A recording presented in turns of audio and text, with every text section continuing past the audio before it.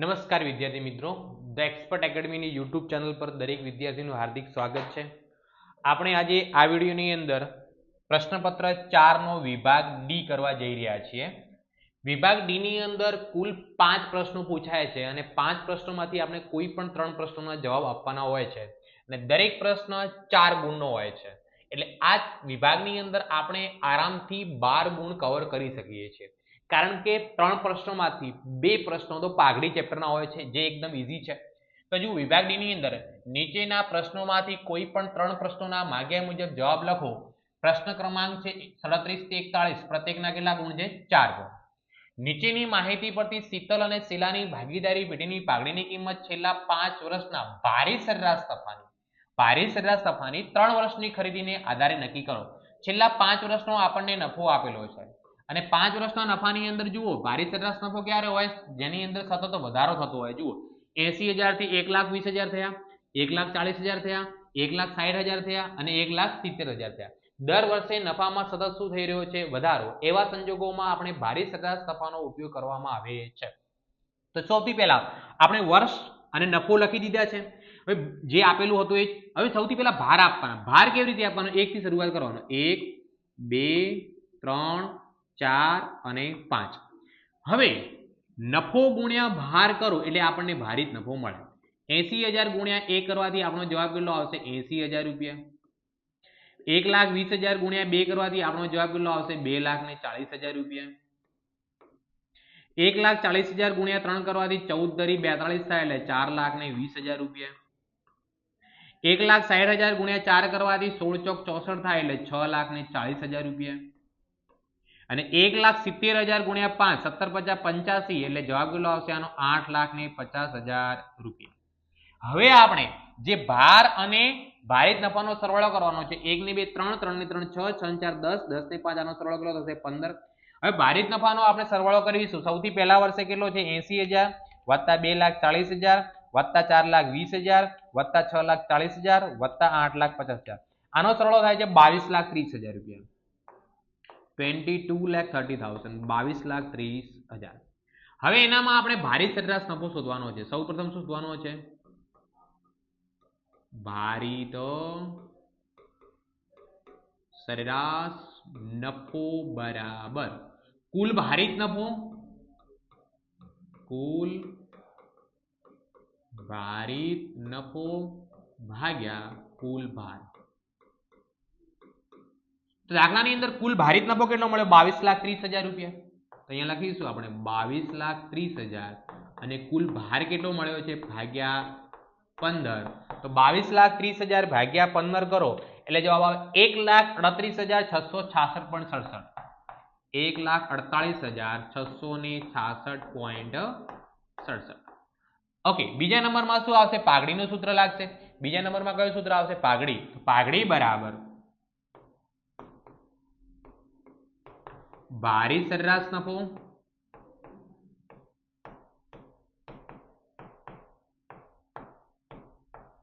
ગુણ્યા ખરીદીના વર્ષો.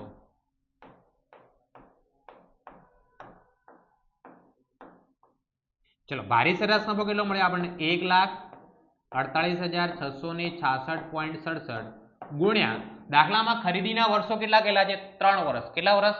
તો ગુણ્યા આપણે કેટલા કરીશું? 3.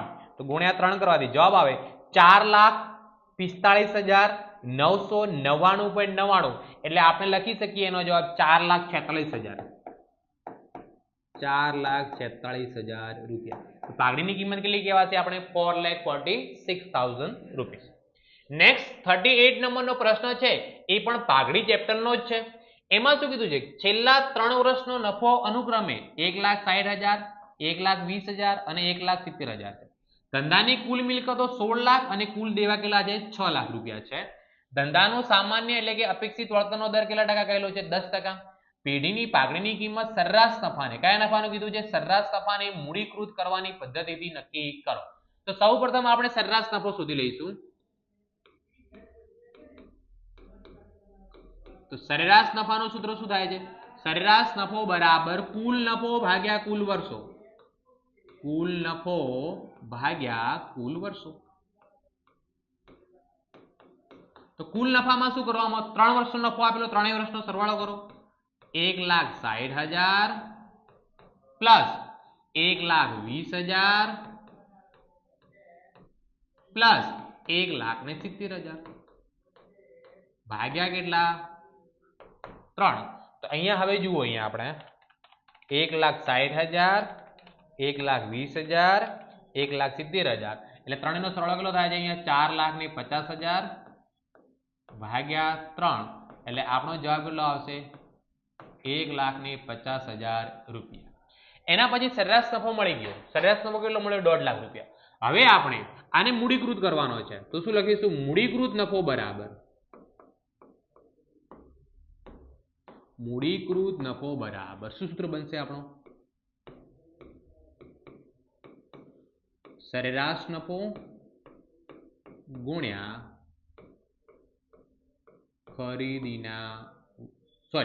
સરેરાશ નફો ભાગ્યા અપેક્ષિત વર્તનનો દર ગુણ્યા 100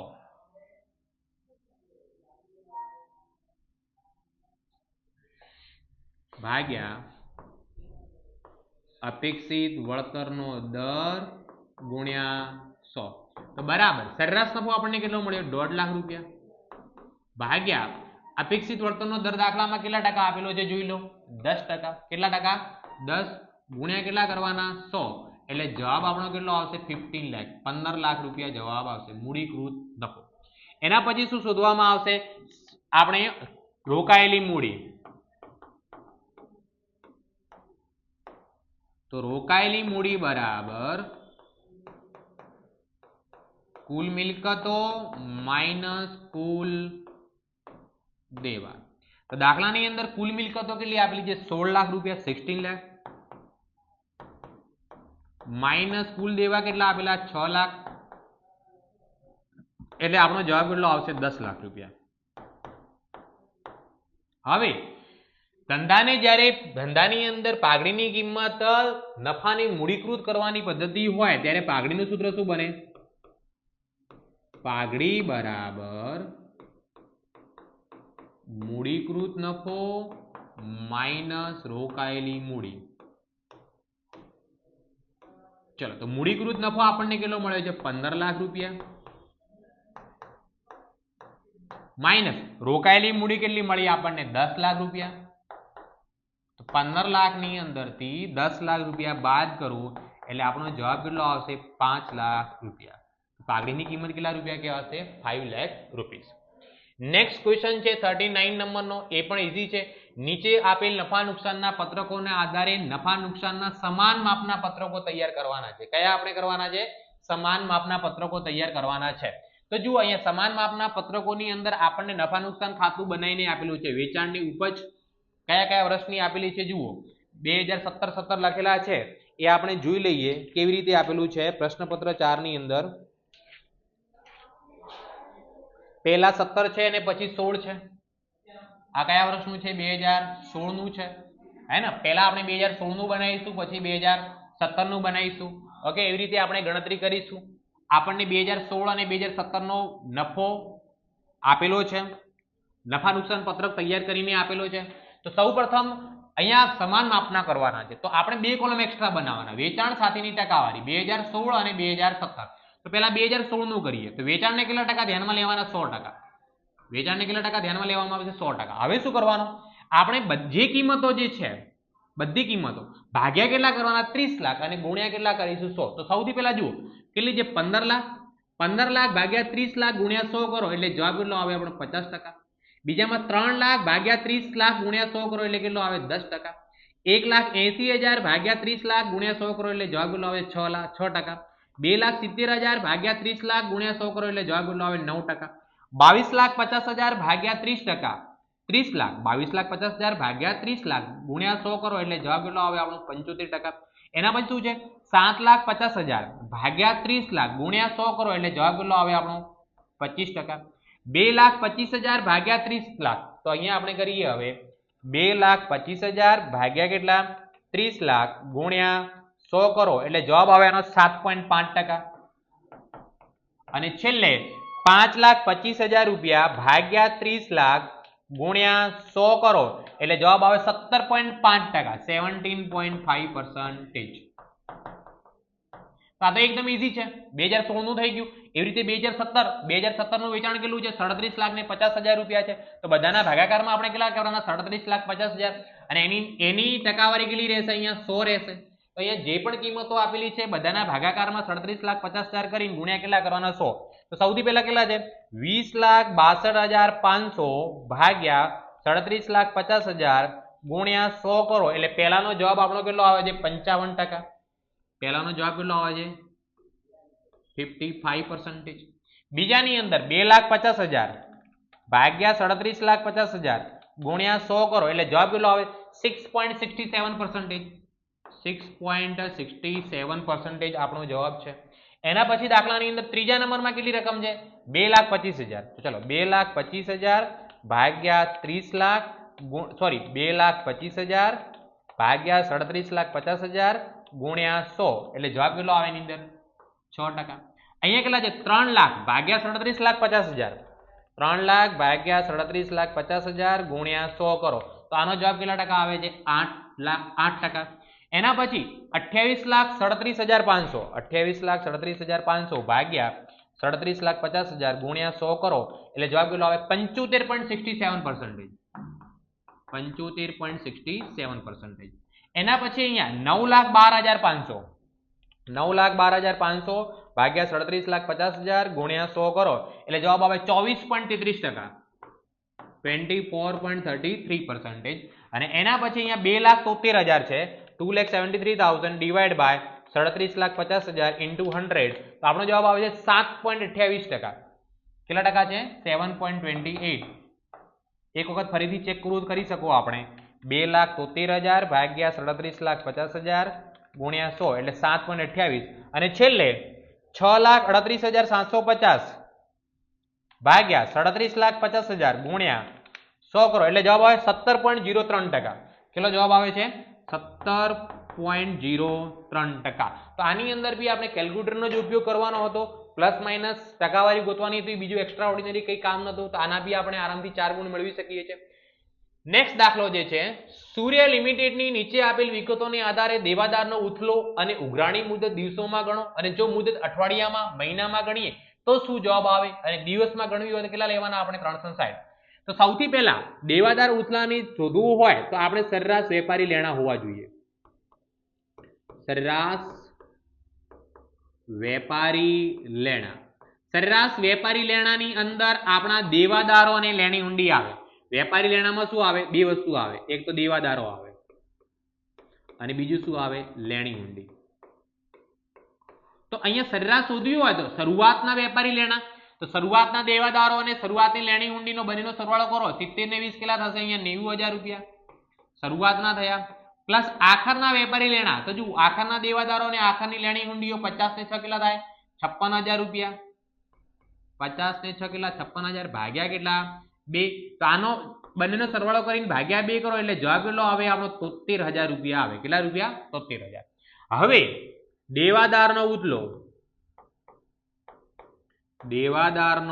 ઉથલો એનું સૂત્ર શું છે? તો કે ઉધાર વેચાણ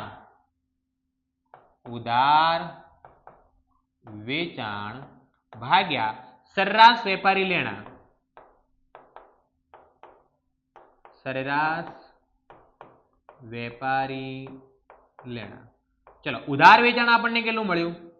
આપણને દાખલામાં આપેલું છે કેટલું? 3,65,000 રૂપિયા ભાગ્યા સરેરાશ વેપારી લેણા આપણે શોધ્યા કેટલા આવ્યા? 73,000. તો જવાબ કેટલો આવે? 5 વખત દેવાદાર ઉથલો આખા વર્ષની અંદર કેટલા વખત આપણને દેવાદારો જોડેથી પૈસા મળે છે? 5 વખત. હવે આની મુદત શોધવી છે તો સૌથી પહેલા એને શું કહેવાય? ઉઘરાણી મુદત કહેવાય.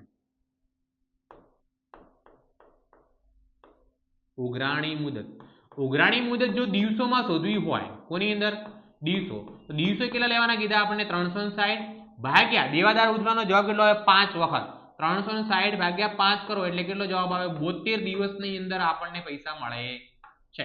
આની આ ઉઘરાણી મુદત જો મહિનામાં શોધવી હોય તો આખા વર્ષમાં મહિના કેટલા હોય? તો કે 12 ભાગ્યા 5 તો કે જવાબ કેટલો આવે? 2.4. આની આ વસ્તુ જો અઠવાડિયામાં શોધવી હોય તો આખા વર્ષની અંદર અઠવાડિયા કેટલા 52 ભાગ્યા દેવાદાર ઉતલો 5 એટલે જવાબ કેટલો આવે 10.4 અઠવાડિયા રહેશે કેટલો 10.4. નેક્સ્ટ દાખલો 41મા નંબરનો અને આ વિભાગનો છેલ્લો દાખલો ઉમિયા કંપની લિમિટેડની નીચેની વિગતો પરથી કામગીરી નફાને અસર કરતા વ્યવહારોને રોકાણીય પ્રવૃત્તિમાંથી ઉદ્ભવતો રોકડ પ્રવાહ શોધવાનો છે. અહીંયા દાખલામાં ફર્નિચરની શરૂઆતની બાકી, ફર્નિચરની આખરની બાકી, ફર્નિચર પર ઘસારો, ફર્નિચરનું વેચાણ અને વેચેલ ફર્નિચરની ચોપડે કિંમત. અહીંયા ફક્ત આપણને શું આપેલું છે ફર્નિચરની જ માહિતી આપેલી છે એટલે આપણે સૌપ્રથમ શું કામ કરીએ ફર્નિચરનું ખાતું બનાવી દઈએ. ફર્નિચર ખાતું.